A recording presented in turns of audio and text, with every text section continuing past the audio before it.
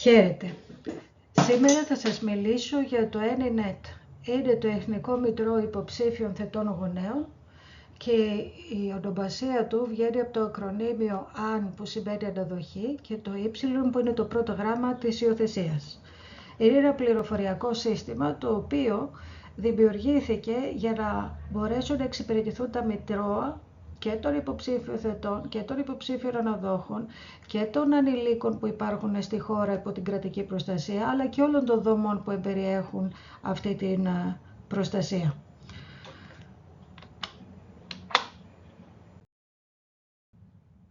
Η διαδικασία έχει ως εξής. Με το νόμο 4538 του 18 συστήνονται αυτά τα μητρώα που μνημονευόταν ήδη στον παλαιότερο νόμο του 96, αλλά χρειάστηκε ένας νέος νόμος όπως τον προμνημόνευε ο παλαιότερος του 96 για τη δημιουργία τους. Χρειάστηκαν βέβαια κάτι δεκαετίες για να χτιστούν τα μητρώα. Έγινε λοιπόν η εφαρμογή της ψηφιακής πλατφόρμας ENINET και πλέον υπάρχει ενιαία διαδικασία στο Εθνικό Μητρό και στο Εθνικό Μητρό Θετών και στο Εθνικό Μητρό Ανηλίκων. Στο τέλος της παρουσίασης θα σας μιλήσω και για την αναδοχή. Αποφάσισα να τα κάνω και τα δύο μαζί για να μην κάνω πολλές διαφάνειες. Όπως οι περισσότεροι γνωρίζετε που έχετε μπει στη διαδικασία, προηγήθηκε η αίτηση, έγινε η υποβολή της μέσα στην πλατφόρμα του ENINET και αφού συλλέξατε τα δικαιολογητικά, κάνατε οριστική υποβολή της αίτησης. Κάθε υπηρεσία έχει έναν ορισμένο υπάλληλο για να μπορεί να κάνει τον έλεγχο δικαιολογητικών, που είναι το πρώτο στάδιο της κοινωνικής έρευνας. Και αφού περάσει αυτό τον έλεγχο, τότε γίνεται η ανάθεση σε ειδικευμένο κοινωνικό λειτουργό για την αξιολόγηση. Στο δίκτυο, στην πλατφόρμα, πλέον η αίτηση έχει τον τίτλο «Ελέγχθηκε». Στη διαδικασία της αξιολόγησης υπάρχουν δύο τινά, η αρνητική εισήγηση και η θετική εισήγηση. Η αρνητική εισήγηση γίνεται για λόγους που αφορούν την γονεϊκή ετοιμότητα του ετούντα, δηλαδή κατά πόσον μπορεί να ανταποκριθεί όχι απλά ως γονέας, αλλά ως γονέας ενός παιδιού με αυξημένες συναισθηματικές δυσκολίες και ανάγκες.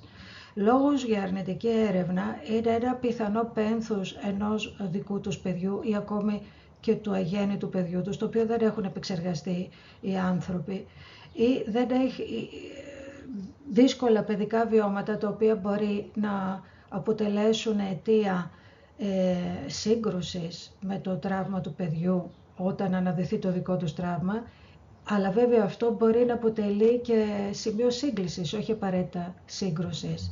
Αυτό βγαίνει από την αξιολόγηση. Και φυσικά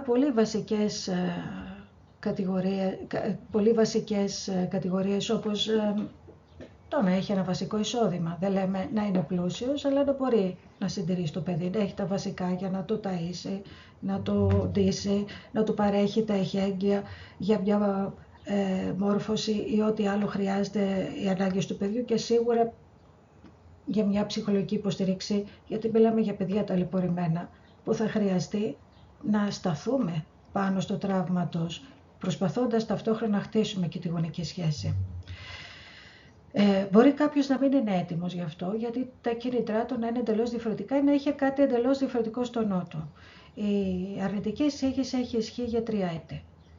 Μετά, εκτός αν αλλάξουν οι συνθήκες που οδήγησαν στην αρνητική εισήγηση και μπορεί να το αποδείξει, οπότε μπορεί και νωρίτερα.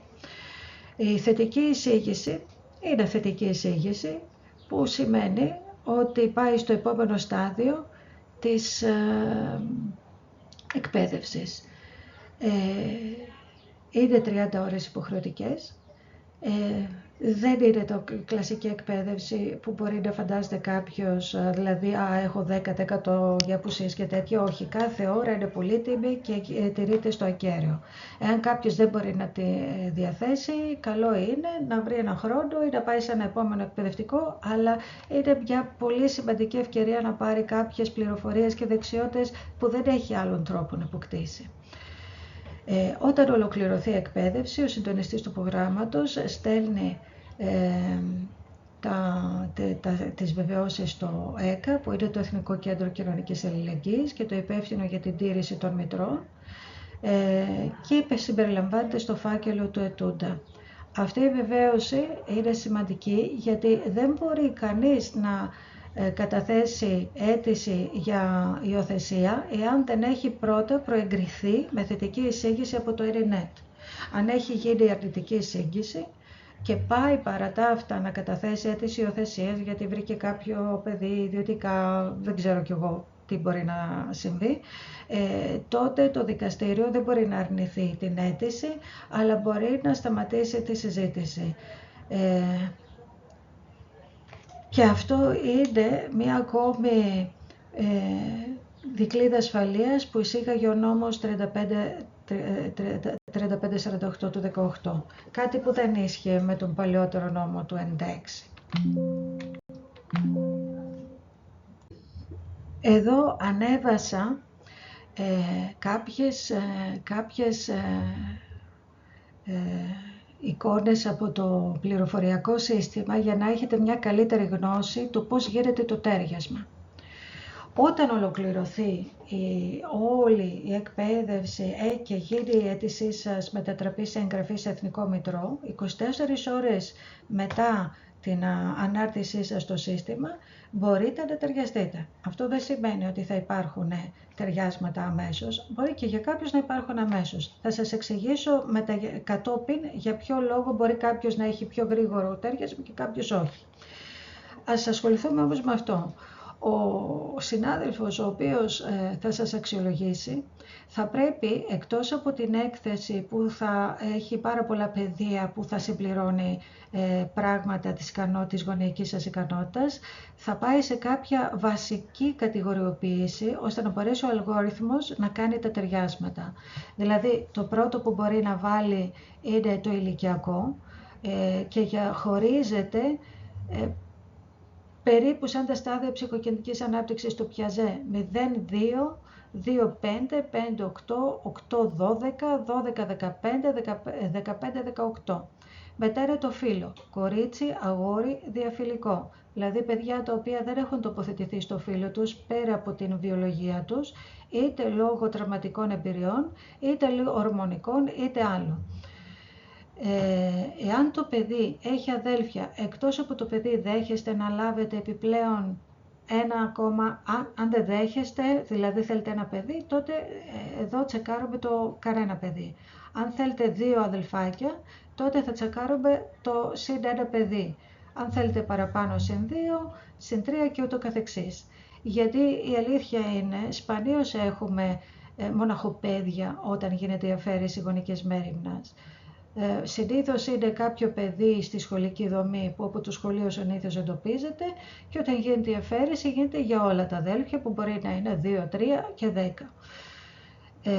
Και επειδή δεν μπορούμε να τοποθετούμε 10 παιδιά ας πούμε, σε μια οικογένεια, μπορεί να χρειαστεί να κάνουμε και συνδυαστικού τύπου υιοθεσία.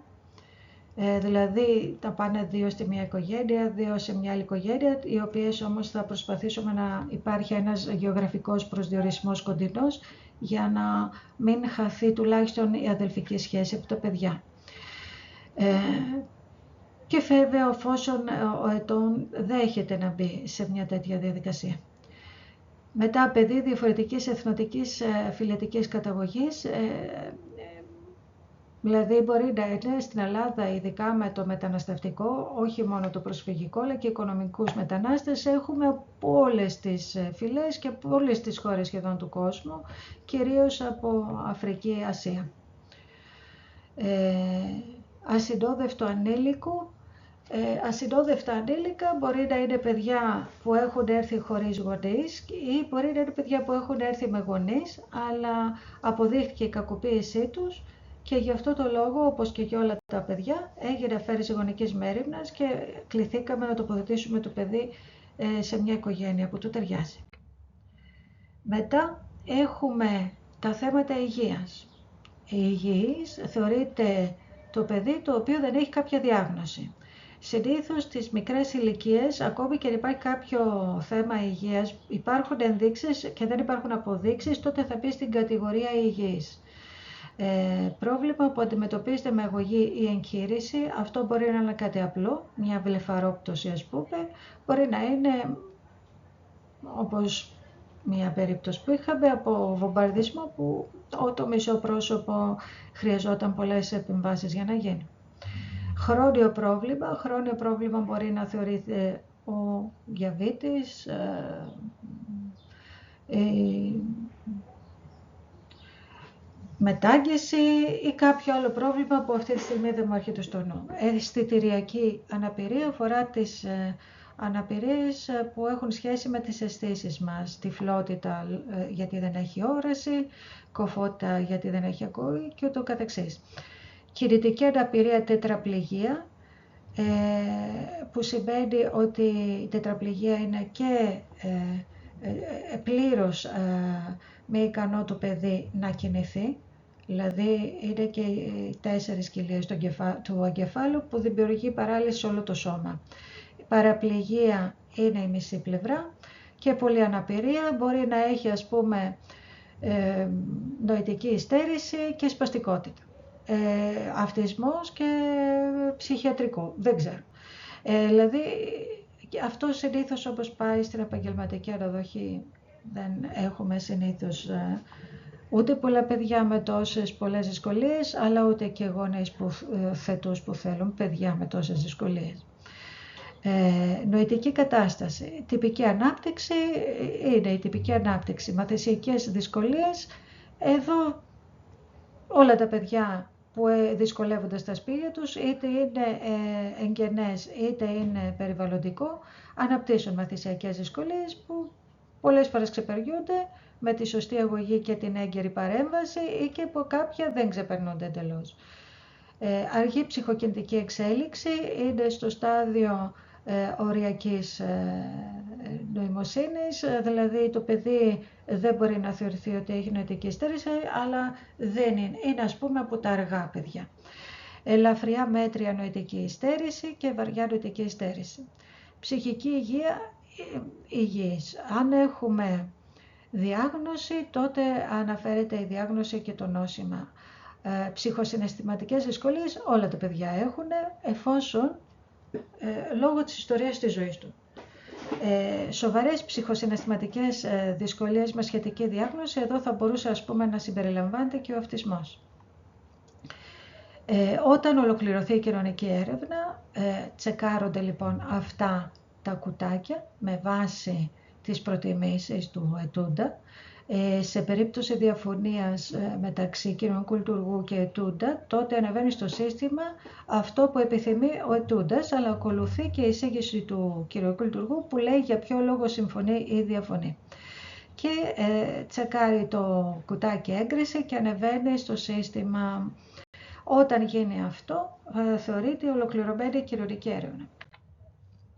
Τώρα πάμε σε περιπτώσεις σύνδεσης. Και έχω βγάλει screenshot από συνδέσεις που έχουν τύχει σε μένα. Εδώ έχουμε μία πρόταση σύνδεσης που δεν φέρεται το όνομα του παιδιού, φέρεται ο κωδικός αριθμός, δηλαδή κάθε παιδί παίρνει έναν συγκεκριμένο αριθμό, φέρεται μόνο ο αριθμός μητρώου του παιδιού,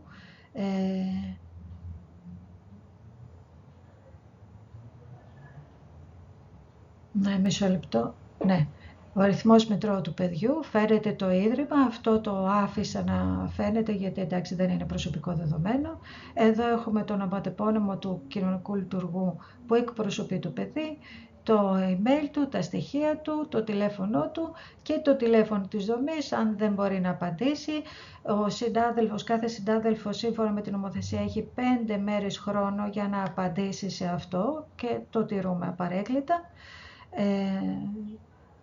Και τότε γίνεται η πρώτη επικοινωνία μεταξύ των κοινωνικών λειτουργών στο πρώτο στάδιο. Δηλαδή, ο κοινωνικός λειτουργός του παιδιού λέει ότι είναι ένα παιδί αυτής της ηλικίας, ότι είναι ασυνόδευτο, δεν είναι, βασικές πληροφορίες, και ο κοινωνικός λειτουργός του ζευγαριού λέει ναι, ανήκει στις προτιμήσεις μας, οπότε θα ενημερώσω το ζευγάρι και θα πάμε σε επόμενη φάση. Γίνεται η ενημέρωση, το ζευγάρι μπορεί να πει θέλω ή δεν θέλω. Γιατί ένα ζευγάρι θα μπορούσε να πει δεν θέλω. Ας πούμε, πολλοί δεν θέλουν την φυλή Ρωμά.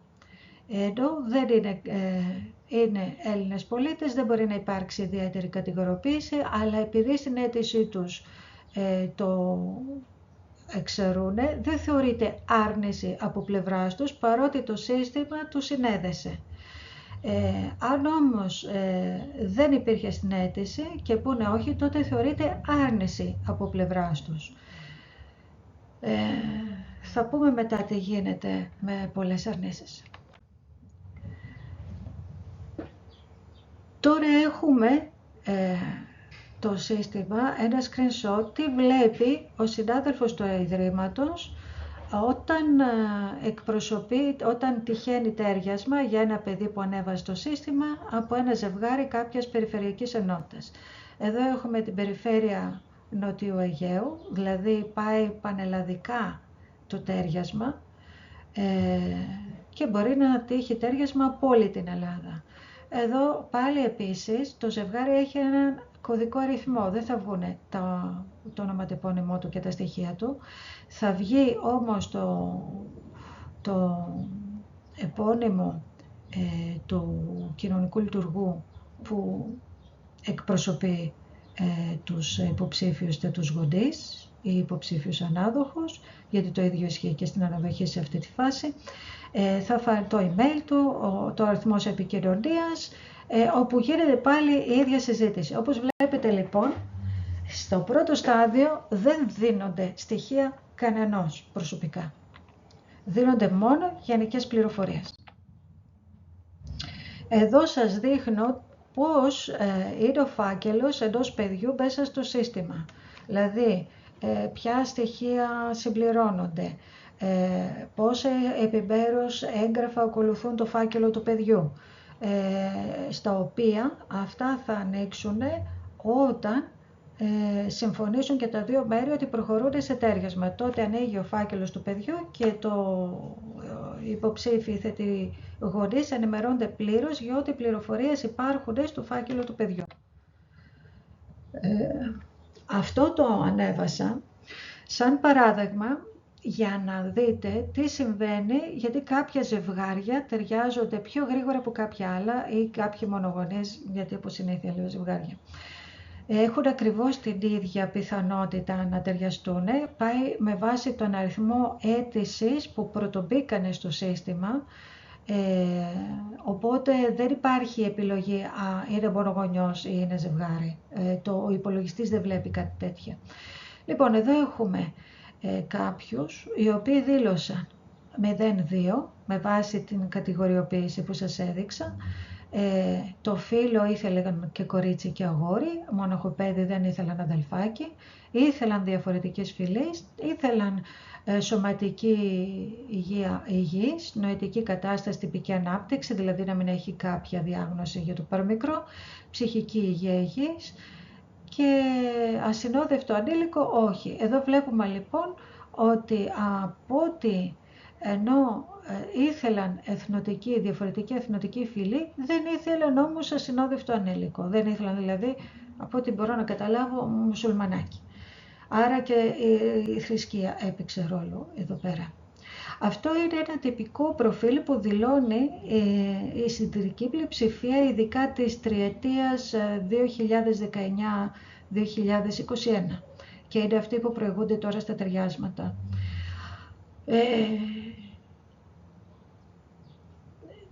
Στα ιδρύματα δεν έχουμε μωρά, καταρχήν. Δηλαδή, αν έχουμε το χρόνο να είναι 3, 4, και φυσικά θα πάει με βάση προτεραιότητα τον αριθμό αίτησης. Αν έχετε δηλώσει αυτό λοιπόν, έχουμε ήδη ένα μητρό πολλών χιλιάδων αιτήσεων πια, οπότε θα προηγηθούν όλοι όσοι ήταν στην πρώτη τριετία, οπότε οι πιθανότητες να πάει σε μεταγενέστερο ζευγάρι μειώνονται πάρα πολύ. Αν αυτά όμως τα κριτήρια αλλάξουν, δηλαδή βάλετε μεγαλύτερη ηλικία, ανοίξετε τα θέματα υγείας, ας πούμε, ψυχοσυναισθηματικές δυσκολίες. Ποιο παιδί δεν έχει ψυχοσυναισθηματικές δυσκολίες που βρίσκεται σε ίδρυμα και απομακρύνθηκε από την οικογένειά του? Τι σημαίνει όταν το δηλώνουμε αυτό? Σημαίνει ότι δεν έχουμε πραγματικά καταλάβει για το λόγο που βρισκόμαστε στο σύστημα. Σημαίνει ότι τα κριτήριά μας είναι ατομοκεντρικά και θέλουμε ένα παιδί το οποίο το φαντασιωνόμαστε ως αυτό το παιδί που θα εκπληρώσει αυτό που θέλουμε να γίνει. Οπότε θεωρούμε ότι οι ψυχοσυναισθηματικές δυσκολίες ή οι μαθησιακές δυσκολίες ή δεν ξέρω και εγώ τι άλλο είναι τροχοπέδι για το θέλω μας. Είναι όμως ένας κόντρα ρόλος μόνο και μόνο που για όλους όσους μπαίνουν σε αυτή τη διαδικασία. Γιατί προσπαθούμε να βρούμε ένα παιδί το οποίο στερήθηκε μια οικογένεια λόγω κακών συνθήκων διαβίωσης, λόγω του ότι παραμελήθηκε ή και κακοποιήθηκε, και πρέπει να του βρούμε μια οικογένεια που μπορεί να ανταποκριθεί στις ανάγκες τους. Αν λοιπόν ο ετών έχει αυτά, σίγουρα δεν είναι ένας άνθρωπος που θέλει να ανταποκριθεί στις ανάγκες του προφίλ ενός παιδιού με τέτοιο προφίλ, να το πω πολύ απλά. Επομένως, δικαίως θα αντιλαμβάνεται ότι ο ίδιος επέλεξε να μην είναι πολύ κοντά στη διαδικασία τοποθέτησης παιδιού. Βέβαια αυτό δεν σημαίνει ότι δηλώνουμε τα πάντα από τη στιγμή που δεν μπορούμε να τα διαχειριστούμε. Μια έντιμη πρόταση είναι η πιο σωστή πρόταση.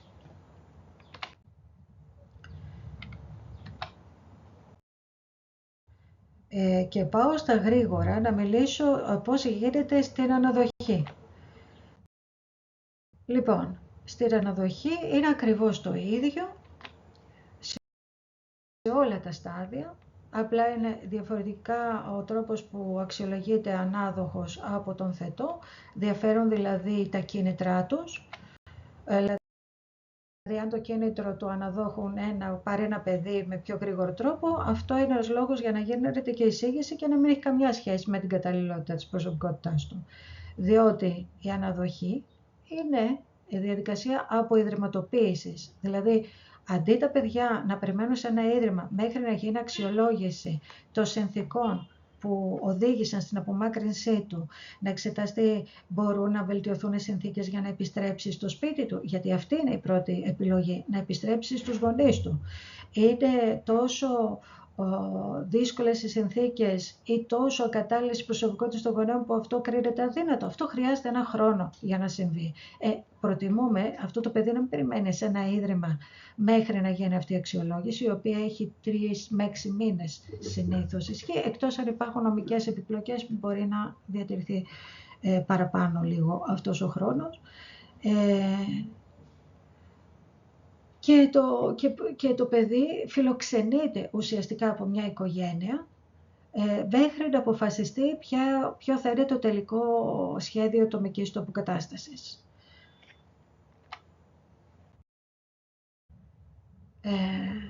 Όταν έχουμε ένα παιδί λοιπόν στην αναδοχή, κατευθείαν υπογράφεται συμφωνητικό αναδοχής, όπου περιγράφονται οι όροι, επιδοτείται ο ανάδοχος για τη φιλοξενία του παιδιού, ώστε να μπορεί να συμπληρώσει και να βοηθήσει το κράτος υποτυπωδώς με κάποια από τα βασικά έξοδα του παιδιού.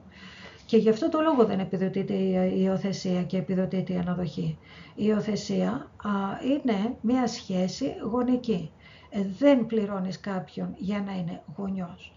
Ενώ τον ανάδοχο τον πληρώνεις γιατί δεν είναι γονιός. Δεν θέλει να είναι γονιός αυτού του παιδιού. Θέλει απλά να βοηθήσει ένα παιδί στην κρίση, ώστε να μπορέσει να επιστρέψει στην κατάλληλη οικογένεια, είτε αυτή είναι βιολογική, είτε είναι η θετή.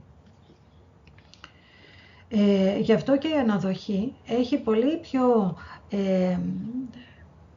όχι αυστηρή, πάρα πολύ πιο εντατική παρακολούθηση, γιατί το παιδί είναι στην πρώτη περίοδο της απομάκρυνσης, έχει φοβερές δυσκολίες, φοβερές απορίες, φοβερό πόνο, χρειάζονται και οι ανάδοχοι γονείς στήριξη για να μπορέσουν να κρατήσουν αυτό το παιδί και να μπορέσουν να του δώσουν μια ανακούφιση που δεν μπορούν να του δώσουν με μία απάντηση έχουμε το μαγικό ραβδάκι τώρα, ναι, έγιναν οι γονείς σου άψογοι, μπορείς να επιστρέψεις και όλο αυτό ήταν μια κακιά ανάμνηση.